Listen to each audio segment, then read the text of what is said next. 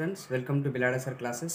तर आपण crash course सुरू केलेला आहे आपल्या बिलाडे सर यूट्यूब चॅनलवरती आणि त्याचं हे दुसरं लेक्चर मी आज तुमच्यासमोर घेऊन आलेलो आहे. या लेक्चरमध्ये आपण आपला जो दुसरा टॉपिक आहे, जसं आपण बोललो होतो सायमल्टेनियस लिनियर इक्वेशन, आणि या सायमल्टेनियस लिनियर इक्वेशनला म्हणजे सॉल्व करण्यासाठी हे एक्झाम्पलचे जे व्हेरिएबल्स आहेत एक्स आणि वाय यांचं उत्तर शोधण्यासाठी, यांचं सोल्युशन शोधण्यासाठी आपल्याकडे एक मेथड असते जिचं नाव आहे एलिमिनेशन मेथड. तीच मेथड तुम्हाला मी आजच्या ह्या लेक्चरमध्ये शिकवणार आहे. तर ती कशी करायची ते आपण ह्या एक्झाम्पलच्या माध्यमातून जाणून घेऊ. चला तर मग लेक्चरला स्टार्ट करू.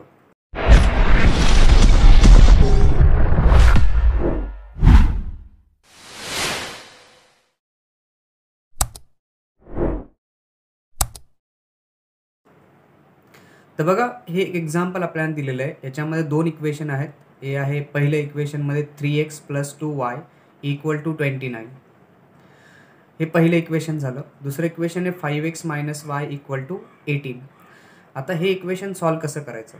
सगळ्यात पहिली गोष्ट लक्षात ठेवा, तुम्हाला कोइफिशियंट बघायचे आहेत, व्हेरिएबल बघायचे आणि व्हेरिएबलच्या सोबतचे कोइफिशियंट बघायचे. जसं की हा जो व्हेरिएबल x आहे त्याचा कोइफिशियंट 3 आहे. हा व्हेरिएबल x आहे त्याचा कोइफिशियंट आहे 5. तर हे कोइफिशियंट सारखे नाही आहेत, तर म्हणून मी याला काही कन्सिडर करू शकत नाही आहे. ठीक आहे, मी याला थोडंसं बाजूला ठेवलं. आता हा जो आपला व्हेरिएबल आहे y, दोघं इक्वेशनमध्ये, याच्यामध्ये याचा जो व्हेरिएबल आहे तो 2 आहे. याचासुद्धा व्हेरिएबल आता इथे 2 नाही आहे, तो मायनस दिसतोय, म्हणजे -1 आहे. इथे लिहिलेला असं असेल की हा -1 येऊ शकतो. इथे -1 आहे असं समजा, कारण तो -1च राहतो. जर आपण कुठलाही व्हेरिएबल त्याच्यासमोर नाही लिहिलेला आहे, कुठलाही कोइफिशियंट त्याच्यासमोर नाही लिहिलेला आहे, तर समजून जायचं की तो 1 आहे असं. ठीक आहे, तर मग आता हे जे इक्वेशन आहे, ह्या इक्वेशनमध्ये हे कोइफिशियंट सारखे नाही आहेत, ना की हे कोइफिशियंट सारखे आहेत. ठीक आहे, हे झाले कॉन्स्टंटचे नंबर. आपल्याला जेव्हा कधी बी हे इक्वेशन सॉल्व करायचं आहे, सायमल्टेनियस लिनियर इक्वेशन, एक गोष्ट तर लक्षात ठेवायची, हे इक्वेशन ऑलवेज असं पाहिजे ax, ठीक आहे, ± by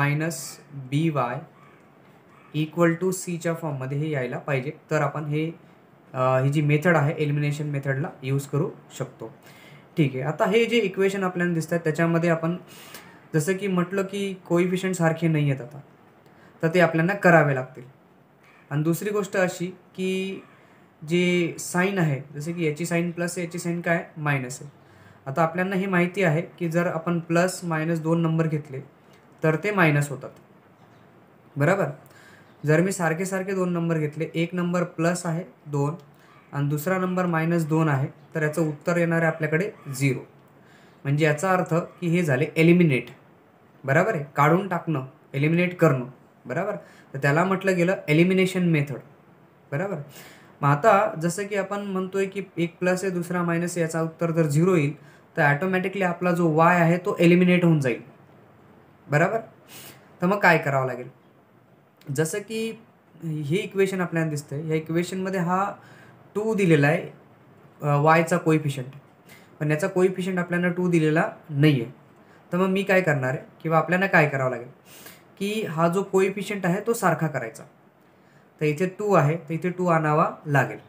मग ते कसं करायचं? तर बघा, हे आपलं जे इक्वेशन 2 आहे, त्या इक्वेशन 2ला आपण पूर्ण 2ने मल्टिप्लाय करू. म्हणजे आता जर इथे 2ने आपण म्हणतोय की इथे जर 2 आणायचा असेल, तर मग पूर्ण जे इक्वेशनमध्ये हा 18 आहे, इथे y आहे, इथे 5 आहे, ह्या पूर्ण याला काय करायचं, 2ने मल्टिप्लाय करून घ्यायचं. तोच नंबर आपण घेतला, त्याच्याने मल्टिप्लाय करून घेतलं.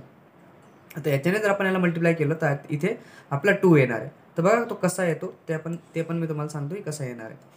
जसं की आता हे इक्वेशन आहे आपल्याकडे ह्या पद्धतीने. ठीक आहे, इक्वेशनमध्ये आपण याला लिहून घेऊ. हे इक्वेशन बघा आता, तर हा झाला 5x, ठीक आहे, -y = होता 18. ठीक आहे, या पुऱ्या इक्वेशनला आपल्याला मल्टिप्लाय करायचं होतं 2ने, बरोबर आहे. तर बघा, पहिले 18 × 2 = 36 झाले, बरोबर आहे. तर मग आपण इथे लिहून घेऊयाला, हे झाले 36, बरोबर आहे. नंतर 2 आणि हा y, तर हा झाला तुमचा -2y, बरोबर. नंतर येईल 2, 5 आणि हा 2, 5 × 2 = 10, म्हणजे हा झाला 10x. तर हे इक्वेशन बनलं आपल्याकडे एक इक्वेशन. हे नंबर आपण याला देऊन देऊ. तिसऱ्या नंबरचं हे झालं आपलं इक्वेशन. बरोबर आहे. आता नीट बघा, इक्वेशन 1 याच्यामध्ये +2y आहे आणि इक्वेशन 3 याच्यामध्ये काय -2y आहे. तर हा जो आपला कोइफिशियंट आहे तो सारखा झाला. बरोबर आहे. आता मग जर आपल्याला याला एलिमिनेट करायचं आहे, +2yला आणि -yला किंवा yला एलिमिनेट करायचं आहे, ही टर्म जी दुसरी टर्म आपल्याला एलिमिनेट करायची आहे, तर याची साईन आहे प्लस, याची साईन काय आहे मायनस आहे. तर जर असं असेल की दोघांमध्ये जे साईन्स आहेत, दोघांमधल्या ज्या साईन्स आहेत ते जर डिफरंट असतील, ठीक आहे, एक प्लस आहे दुसरा जर मायनस असेल, तर दोघं इक्वेशनची बेरीज करायची. जर पहिला मायनस आहे दुसरा प्लस आहे तरीसुद्धा दोघं इक्वेशनची बेरीजच करायची. म्हणजे जर वेगवेगळी साईन असेल, एकाला प्लस आहे दुसऱ्याला मायनस असेल, तर बेरीज करा, ॲडिशन करा. ठीक आहे. आणि जर दोघांची साईन प्लस प्लस राहिली तर मायनस करा, म्हणजे सबस्ट्रॅक्शन करा. किंवा दोघांची साईन जर मायनस राहिली तरीसुद्धा काय करायचं आहे आपल्याला, सबस्ट्रॅक्शनच करायचं आहे. ठीक आहे. जर आपण असं केलं तर आपलं जी टर्म आहे ती ॲटोमॅटिकली काय होते, एलिमिनेट होते. तर बघा बरं, हे बी आपण जसं की ओळखा, आपण दोघं इक्वेशन आता जवळजवळ लिहून घेऊ. जसं पहिलं इक्वेशन आपल्याकडे आहे ते आपण लिहून घेऊ इथे. हे फर्स्ट इक्वेशन आपल्याकडे जे दिलं होतं ते आहे. आता ही दुसरं इक्वेशन बदललेलं आहे. दुसरं इक्वेशन आपण इथे लिहिलं असं झालं, बरोबर आहे, चेंज झालं. तर हे आपण घेऊ, ना की आपण हे इक्वेशन उचलू आहोत. आता आपलं पहिलं इक्वेशन 3x + 2y = 29 आहे. बघा, इक्वेशन आपण लिहून घेऊ, 3x + 2y = 29. ठीक आहे. हे इक्वेशन मी इथे लिहून घेतो. ठीक आहे, एक मिनटं थांबा फक्त बस. असं झालं, इक्वेशन आपण लिहून घेऊ. हां, ठीक आहे, एक मिनटं हे घेऊ आपण, चालेल. हां, तर झालं आपलं जे दुसरं इक्वेशन होतं ते होतं 3x, पहिलं इक्वेशन. ठीक आहे, 3x + 2y = होतं 29. हे फर्स्ट इक्वेशन होतं आपलं. ठीक आहे. आणि हे जे तिसरं इक्वेशन आता बदललेलं आहे, जे आपण कोइफिशियंट सारखं केलं आहे ते झालं 10x - 2y = झाला 36. बरोबर, हे नंबर होतं इक्वेशन नंबर 3. आता करायचं काय, आपल्याला बघायचं की याची साईन मायनस आहे, याची साईन काय प्लस आहे. दोघांची साईन डिफरंट आहे, तर डिफरंट साईन असेल तर ॲडिशन करायची. मग आपण काय करू, दोघं इक्वेशनला ॲड करून घेऊ. आता दोघं इक्वेशन ॲड करायचे. तर ॲड केल्यावरती बघा जरा की हा 10 आणि हा झाला 3, तर हा झाला 13 टोटल. मी पहिले बोललो होतो याचा प्लस आहे याचा मायनस आहे, तर एकाला प्लस साईन आहे दुसऱ्याला मायनस साईन आहे, हे एलिमिनेट होऊन जातील दोघं, हे झाले एलिमिनेट. ठीक आहे. प्लस मायनस साईन जर असेल तर, डिफरंट साईन असेल तर यांची जी बेरीज आहे ती बघा बरं. 9 आणि 6 झाले 15, हा झाला 5, आजच्याले 1, 2 आणि 3 झाले 5, 5 आणि 1 किती झाला 6. बरोबर आहे, हे झाले 65. तर आता जर तुम्ही नीट ऑब्झर्व केलं तर 13x = 65 आलं. तर 13x = किती आहे, 65. बरोबर आहे. आता इथे 13 आहे, आपल्याला फक्त x पाहिजे, तर तो कसा सॉल्व करायचा बघा जरा. तर याचीच बघा की 13 हा मल्टिप्लायला आहे एक्सला आणि इकडे आपला फक्त किती आहे 65. जर बघा रूल आहे, जर मल्टिप्लाय असेल दोन नंबर एकमेकांना मल्टिप्लायला असतील तर बरोबरची साईन जी इक्वल टूची साईन आहे त्याच्यानंतरची जर साईड बदलायची असेल तर त्याला आपण काय करायला पाहिजे, डिवाईड करायला पाहिजे. ठीक आहे. तर तो मल्टिप्लायचा डिवाईड होतो. जसं की हा 13 आहे तो मल्टिप्लायचा होऊन जाईल डिवाईड 65ला. आता तसंच मी लिहितो x = हा x बघा 13 हा मल्टिप्लायला आहे, कारण आपल्याला फक्त एक्सची व्हॅल्यू पाहिजे. मल्टिप्लायचा तो होऊन जाईल डिवाईड 65 डिवायडेड बाय किती झाला 30. ठीक आहे. आता तर 13 म्हटला तर 13च्या पाड्यामध्ये 65 येतो. सो बघा बरं, 13 × 5 = 65. ठीक आहे ना. नीट ऑब्झर्व करा की 13च्या पाढ्यामध्ये तुमचा 65 येतो. बघा जरा, 5 × 3 = 15, आजच्याले 1, 5 × 1 = 5 आणि किती झाला 6. सो 13 × 5 = 65, 13 × 5 = 65. म्हणून एक्सचं उत्तर आलं 5. समजले. तर एक भेटला आपल्याला व्हेरिएबल, किती येतो एक्स आहे. आता एक भेटला आहे तर मग हीच जी व्हॅल्यू आहे ते आपण पुट करू. ठीक आहे. इन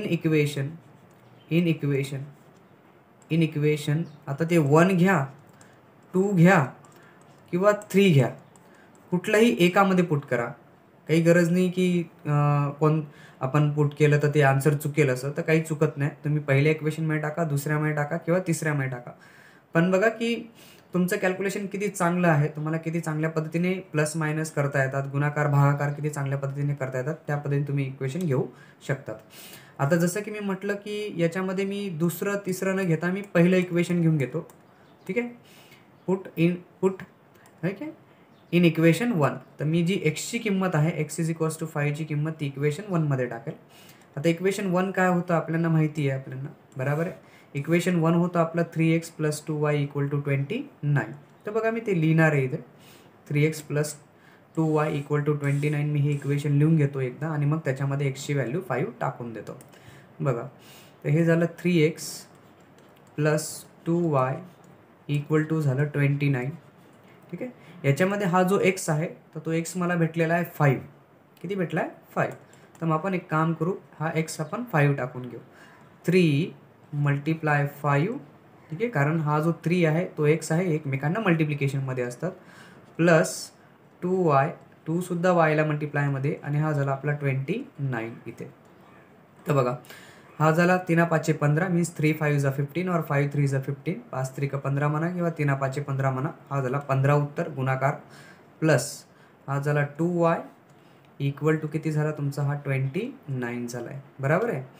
तर बघा अजून परत एकदा सांगतो की याला प्लसची साईन आहे, जी दिलेली नाही आहे. पण बघा कुठल्याही नंबरला जर कुठलीही साईन दिसत नसेल इथे तर समजायचं तो प्लसमध्ये असं. आता परत एकदा सांगतोय की एखादा नंबर जर बरोबरच्या साईनच्या या साईडला प्लसमध्ये असेल तर त्याची जर साईड बदलली तर तो होऊन जातो तुमचा मायनस. ठीक आहे. तर मग हा जो नंबर आहे 15 आपला, तो प्लसचा ह्या साईडला जाताना होऊन जाईल मायनस. काय होईल? मायनस. तर मी त्याला लिहितो. आता इथे उरणार फक्त +2y. हां, ठीक आहे. तर इकडे ह्या साईडला आपल्याकडे उरतोय +2y. तर हा झाला 2y = ठीक आहे 29 मायनस किती असेल 15. हा झाला 15, बरोबर. आता 29 आहे, 29 आहे, त्याच्यामधून आपण 15ला मायनस करून घेऊ. 29 मधून आपण 15ला मायनस केलं, 15 मायनस केला तर मायनस करतोय आपण 5. 9 मधून 5 गेलं तर किती उरतील? 4. ठीक आहे. आता परत 2 मधून 1 गेला तर किती उरेल? 1 ना. हा झाला 14. म्हणजे मग 2y = किती झाला आहे? 14. ह्या पद्धतीने हां 14 आला. परत बघू आपण की हे 14 झालं. आता बघा की हा 2 सुद्धा वायला मल्टिप्लायमध्ये ना. तर मग मागेच तुम्हाला मी सांगितलं, जर नंबर मल्टिप्लायला असेल तर जर बरोबरच्या साईनच्या ह्या साईडला जाईल तर तो मल्टिप्लायचा डिवाईड होणार आहे. तर मग याला पण आपण डिवाईड करून घेऊ नंबरला. तर हा y = होऊन जाईल 14 डिवायडेड बाय काय झाला 2. ठीक आहे. तर मग 2ने जातो 14ला भाग, तर 7 किती झाला 14, बरोबर.